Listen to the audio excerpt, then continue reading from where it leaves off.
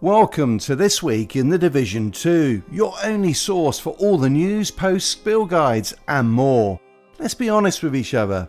There are a shit ton of Division 2 YouTube videos released every week, far too many to keep up with them all. So don't, because I'm going to do it for you. In this video I'm going to run through every Division 2 video released this week. In the description below I will leave a link to every video I watch so that it's easy for you to go straight to the ones that interest you.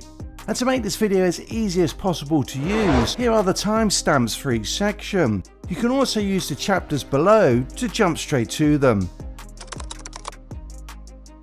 The story over the last few weeks has been the surge in Division 2 player counts, but all good things must come to an end, right? Player counts were down last week, but they are still higher than before the Brooklyn DLC. Creators from outside the community, some with big subscriber bases, continue to put out positive videos on the Division 2 and even Division 1. And surely the developers, Massive, were ready for the surge in player count, with announcements designed to keep the new player base engaged and excited about what is to come next. So here we are, 3 weeks after the start of Year 7, and we have no roadmap, no exciting reveal about new content coming. Actually, nothing about the future of the game at all.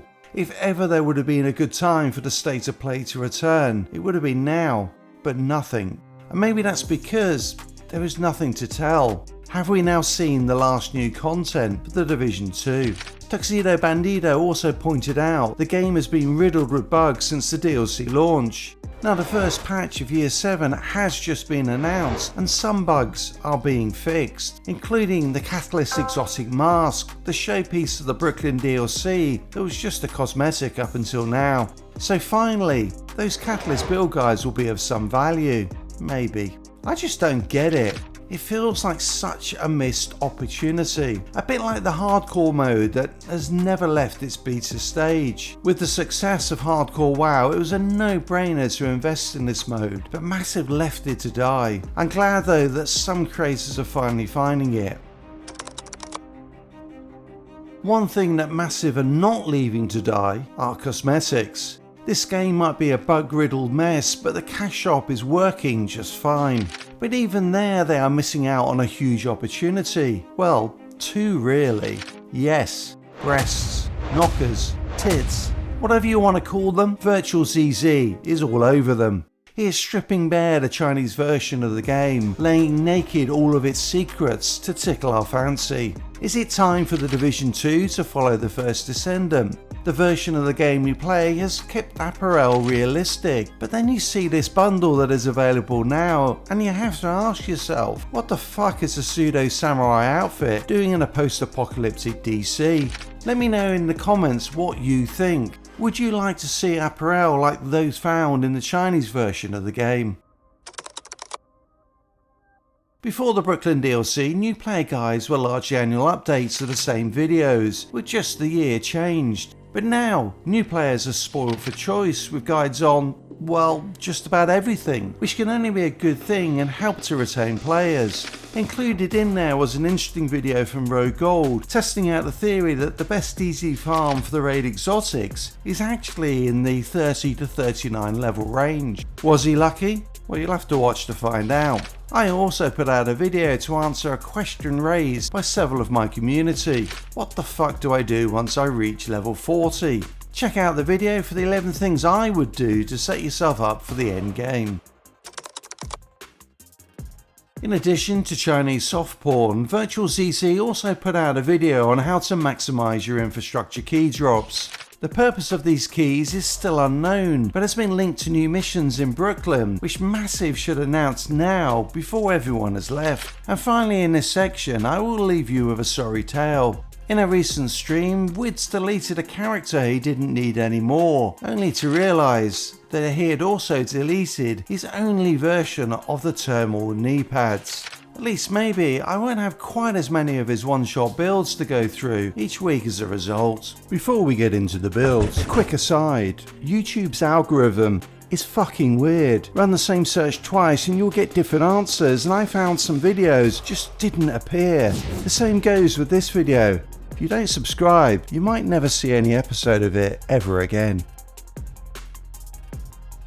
This is the 13th week I've been creating this week in the Division 2, and pretty much every build guide that I see is just a variation on something that has been done before. So rather than run through each build, I'm going to focus on any changes to the meta that you should know about, new gear that is appearing a lot, and any builds that I think are unique enough that you should have a look at them.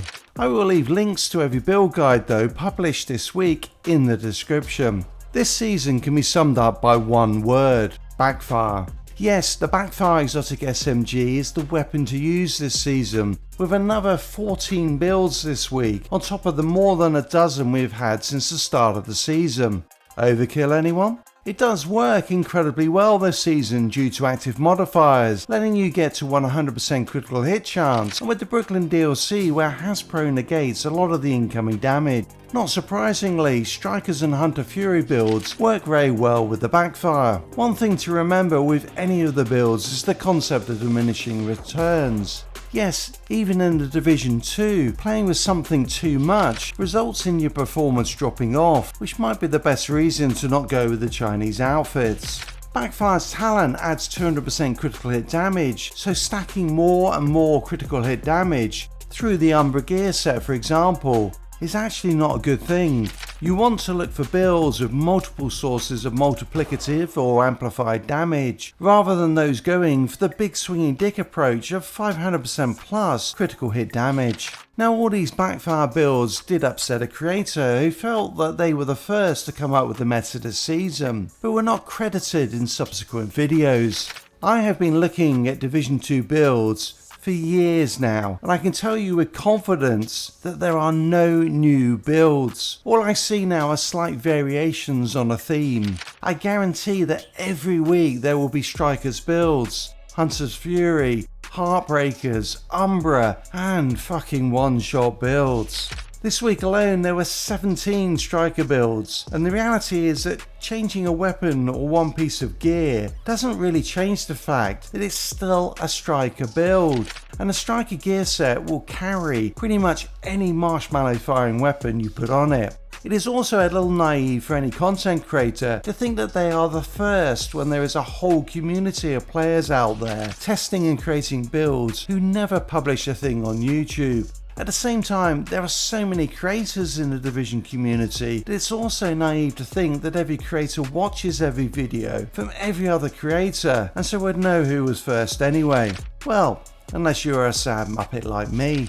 So my view on all of this is that all builds are fair game. If you do take inspiration directly from another creator, then give them the credit. But there's no requirement that you do. The most important thing with a good build is that as many of the community become aware of it as possible.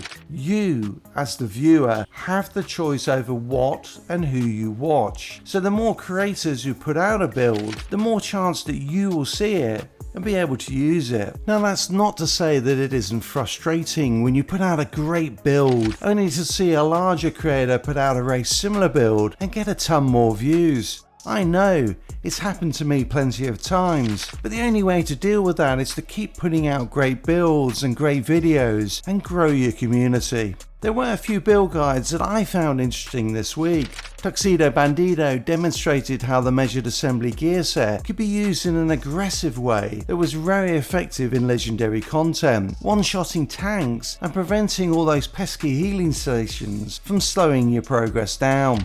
Cassie's Love put out a build which used the Collector's Exotic chest piece and the flashbang grenade to apply crowd control. The rest of the build was a pretty standard Strikers build, but good to see a rarely used exotic getting a run out. 2 PvP builds this week which both use the Umbra gear set. You typically see 2 types of PvP builds, one using brand sets with something like Unbreakable and Adrenaline Rush, and the other using Umbra for its great burst damage and healing.